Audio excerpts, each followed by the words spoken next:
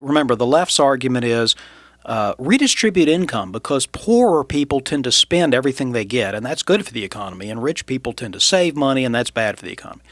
The problem with that theory is that there's a shocking lack of data for it.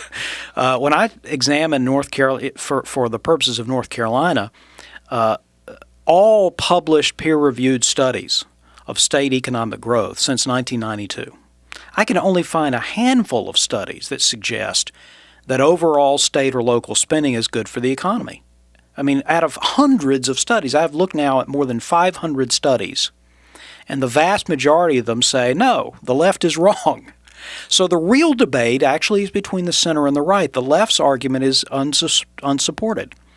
The center's argument about education and infrastructure is plausible. We all agree, obviously, that the human capital of the economy, our minds, our knowledge, our education, and the physical capital of the economy, our roads, our bridges, our factories, that these are important things that influence the economy, the economic production. The problem is the evidence suggests that while most studies, and again I've looked at 500 plus studies of state economic growth and the various state and local factors that might influence it, most studies do find that the level of education is positively linked to economic growth, and that the quality and stock of infrastructure is positively related to economic growth. But most studies don't show that government expenditures on these things consistently lead to economic growth. Now that is a huge surprise. It's an important distinction, and it tells you something important, which is just because government spends more money on something doesn't mean that the quality of that good, that asset, will grow commensurately.